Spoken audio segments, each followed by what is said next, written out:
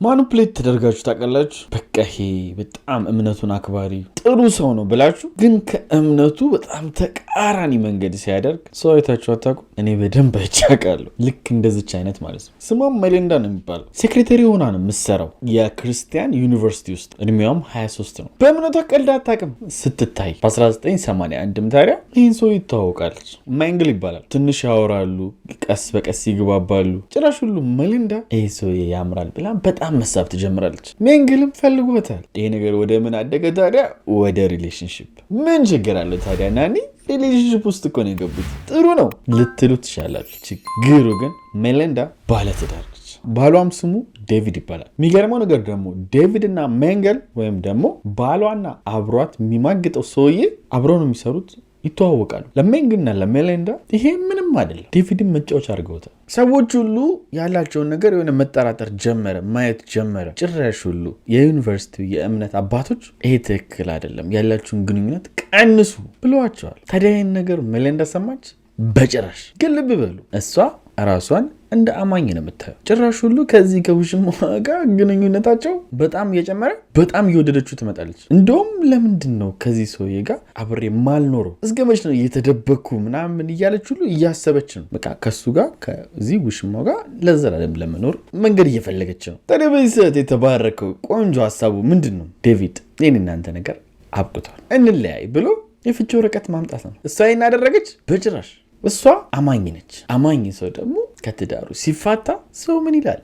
ባሏን ፈታ ሌላ ገባች። ስለዚህ ይሄ እንደዚህ መሆን የለበትም። መሆን ያለበት እሱም ማጥፋት ነው አለች። አያችሁ፣ አንዳንድ ሰው እምነቱ ገብቶት ሳይሆን እምነቱ የሚኖረው ለሰው ነው። እሱ እያመለከ ያለው አምላኩን ቢመስለውም ግን እያመለከ ያለው ሰው ነው። አምላኬ የሚለኝን ሕግ ካልሰማው ከአምላኬ ሕግ በላይ የሰው ወሬ ካስጨነቀኝ ማነው አምላኬ?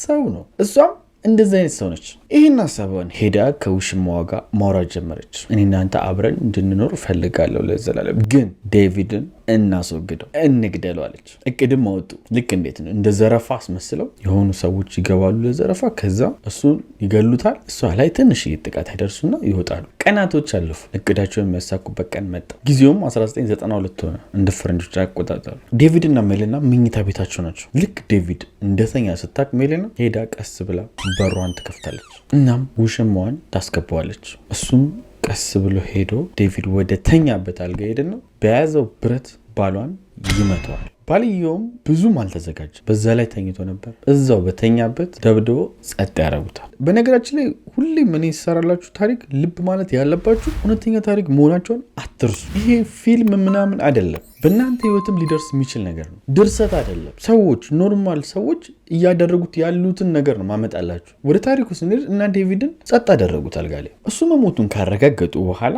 ቀጣይ እቅዳቸው ምንድን ነው? ያው እሷ ምንም ሳትመታ ኖርማል ምልክት ከሌለበት ያስጠረጥራል። ስለዚህ ይሄ ውሽማ ሜሊንዳንም ይመታታል ፊቷ ላይ። እና ይሄን ካረገ በኋላ ይሄ ሰውዬ ከዛ አካባቢ ብን ብሎ ጠፋ። ከሰዓታቶች በኋላ ሜሊንዳ ዋይ ያለች ወደ ጎረቤቷ ሮጠች። ጎረቤቶቿ ምን ሆነች ነው ሲላል፣ ሁለት ጥቁር ሰዎች መጥተው፣ ያው የፈረደባቸው እንግዲህ ሌባ ሁል ጊዜ ጥቁሮች ናቸው። ሁለት ጥቁር ሰዎች መጥተው አጠቁ እና እኔም ራሴን ስቼ ነበር። አሁን ስነቃ ከጎኔ ባሌ ሞቷል አለች። ፖሊሶች ጋር እንዲደውሉ አድርጎ ፖሊሶች መጡ። ታዲያም ሲጠይቋት የተዘጋጀችበትን ውሸት ነበር ያለችላቸው። ፖሊሶች ደግሞ ዲቴይሉን መስማት ስለሚፈልጉ ወይም ደግሞ እያንዳንዱን ነገር መስማት ስለሚፈልጉ ምንድን የተፈጠሯ ሲሉት፣ ወለ አንደኛው ጥቁሩ ሰውዬ ባሌን ሲቀጠቅጠው አንደኛው ሁሉ ይበቃል እያለው ነበር እና አንደኛው ነው ስሜታዊ ሆኖ ባሌን የገደለው። እሱንም ሲጨርስ ነው ወደ እኔ መጥቶ የመቱኝና እኔ የራሴን የሳትኩት አለቻቸው። ፖሊስኝን ነገሮች ሲሰሙ አመናት። ጭራሽ ሁሉ እሷ በሰጧት መረጃ እኚህን ጥቁር ሰዎች መፈለግ ጀመሩ ፖሊሶች። ግን በዚህ በኩል የምርመራ ክፍሎች የዴቪድን ሬሳ ቤቱን እየመረመሩ ነው፣ በውሻ በምናምን አድርገው። ውሻው ደግሞ እዛ ያሸተተውን ደም እያነፈነፈ ሌላ ቦታም ምልክት ሰጣቸው። የቆሻሻ መጣያ ቦታ ማለት የዴቪድን ደም እዚህ ቆሻሻ መጣያ ውስጥ አለ ብሎ ማለት ሌላ ቦታ። ይሄ ቆሻሻ መጣያ ደግሞ የማን ነው? የውሽማው ነው። ችግሩ ግን ደሙ ነው እንጂ ያለው ቆሻሻው ተራክፏል ወይም ደግሞ ተወስዷል። በቃ ጋርቤጁ ብቻውን ባዶ ነው ያለው። አትሊስት ግን ፖሊሶች የሆነ ነገር አግኝተዋል። እዚህ ጋር ምን ውሽማው የሆነ ቀጥታ የሆነ መረጃ ባያገኙም የሚጠረጥሩት ሰው አግኝተዋል። ታዲያም ፖሊሶቹ የቤት ውስጥ መመርመሪያ ፍቃድ ይዘው ሄደው ቤቱን ሲመረምሩ ደም አገኙ። የዴቪድን ደም ወስደው መረመሩት። ችግሩ ግን የዴቪድ ደም አይደለም አለ ሲመረመር ላቦራቶሪ ላይ። ያ የሆነበት ምክንያት ደግሞ በጊዜው ቴክኖሎጂ እንዳሁኑ አልተራቀቀም፣ የሲስተም ችግር ነበረ። ስለዚህ ባላቸው አማራጭ ፖሊሶች ሌላ መረጃ መሰብሰብ ነው። ሌላ መረጃ ሲሰበስቡ ከሰዎች አንዳንድ ኢንፎርሜሽን አገኙ። ውሽማዋና ሜሌና ግንኙነት እንደነበራቸው ፖሊሶች አወቁ። እዚህ ጋር ደግሞ ደም አግኝተው ጥርጣሬ ነበራቸው። ችግሩ ግን ፖሊሶች እሱ እንደሆነ ቢያቁም ማስረጃ የላቸው። እሱ ነው ብሎ ፍርድ ቤት የሚያስቆሙት። ከጊዜያቶች ሁሉ በኋላ ፖሊሶች ተስፋ ቆርጠው የዴቪድ ገዳይ ሳይገኝ ኬዙ ተዘጋ። በዚህ በኩል ግን ውሽማዋ እና እንደዛ ከሱ ጋር ኖራለሁ ብላ ባሏን አስገድላ ተመችቷት ኖረች? በጭራሽ። አብረው ሆነው ምንም በቃ ደስተኛ ሊሆኑ አልቻሉ። ሰው ገላችሁ በጣም እንደውም ትልቁ ነገር ሰው ሰርቃችሁ ራሱ አትዝናኑ። ታውቁታላችሁ ህሊና የሚባል ነገር የሰው ልጅ ከእንስሳ የሚለየ ህሊና ስላለን። እሺ ጊዜ አውሬ ቢሆን ኦልሬዲ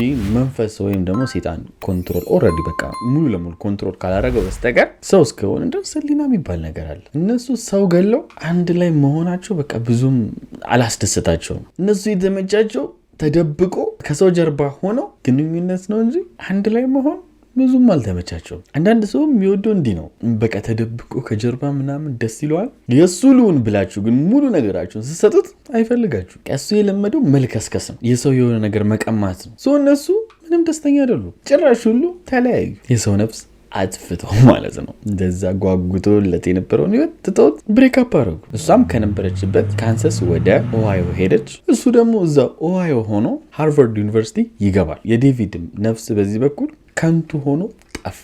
ገዳዩ ሳይያዝ እንዳሰቡት ሪሌሽንሽፓቸውን ሳይቀጥሉ ግን ከድፍን 19 ዓመት በኋላ ፖሊሶች ዲኤንኤ የሚመረምሩበት የሰዎችን ደም ምናምን ሳምፕል የሚያስተያዩበት ቴክኖሎጂያቸውን በጣም አሳድገው ትልቅ ደረጃ ላይ ደርሰዋል። ምክንያቱም አሁን ጊዜው ወደ 2000ዎቹ መጥቷል። ደግሞ ይህንን ቴክኖሎጂ በፊት መረጃ ሳምፕል የነበራቸውን ሁሉ እያመጡ ድጋሚ ቼክ ማድረግ ፈለጉ። ከነዛ ድጋሚ ቼክ ማድረግ ከፈለጉት ውስጥ ደግሞ የዴቪድ ኬዝም ነበረበት። በጊዜውም አግኝቶት የነበረውን ሳምፕል የደሙን እንዴት ደም አይደርቅም እንዴ ምናምን በደንብ ይደርቃል፣ ግን እላዩ ላይ ግድግዳ ላይ ወይም ወረቀት ላይ ከሆነና ያ ግድግዳ ከተነሳና ወይ ወረቀት ከተቀመጠ በደንብ ቴስት መሆን ይችላል። የደሙ እርጥበቱ ነው እንጂ ብዙ ለቴስት የሚሆን ነገሮችን ያስቀምጣል። እና ይሄንን በትንሹ ለ20 ዓመት ያክል የተቀመጠ ደም ሲመረምሩ የዴቪድ ደም እንደሆነ ታወቀ። የተገኘው ደግሞ የት ነው? ውሽማው ቤት ነው ይሄ ደም የተገኘው። ይህን የተዘጋም ዶሴ ከፍተው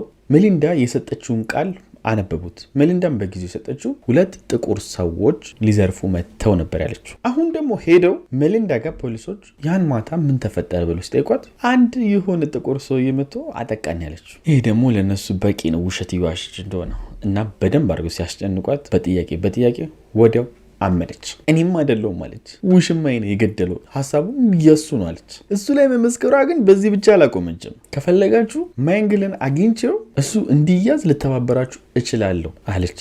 ያው ይሄን ያለችበት ምክንያት ያው የሷ እስር እንዲቀንስላት ነው። ፖሊሶቹ ግን አያስፈልግም ነበር ያሏት። እናም እዛው ቀጨም ያደርጓል። ትክክለኛ ፎቶዋም ይህን ይመስላል። ውሽማዋንም ማንግልንም ሄደው ቀጨም አደረጉት። የእሱም ትክክለኛ ፎቶ ይህን ይመስላል። ሁለቱም በተሰጣቸው ፍርድ ተስማሙ፣ አልተከራከሩም። 20 ዓመት ይፈረድባቸዋል። በጣም ጥሩ ፍርድ ስለሆነ እሺ ብለው ሁለቱም ተስማሙ። ቢከራከሩ የአሜሪካ ሕግ ታውቃላችሁ እድሜ ልክ ነበር የሚገቡት። ግን 20 ዓመታቸውን እሺ ብለው ተስማሙ። ከዚህ ታሪክ አንድ ማወቅ ያለባችሁ ነገር አምላካችሁን ለዩ። ሰው ነው አምላካችሁ ወይስ የምር አምላካችሁን እየተከተላችሁ ነው? ሰው ያየኛል ነው የምትሉት ወይስ አምላኬ ያየኛል ነው የምትሉት? ሰው ያየኛል የምትሉ ከሆነ መጨረሻችሁ አያምርም። እንደነሱ ነው የምትሆኑት። አምላኬ ያየኛል ስትሉ ግን አምላካችን መሐሪ ነውና ይምረናል። ሁሌም ለሱ እንጂ ለሰው አንጨነቅ። ወዳችኋለሁ። በቀጣይ ቪዲዮ እንገናኛለን። ላይክ፣ ሰብስክራይብ ማድረጋችሁ እንዳትረሱ። ቻው።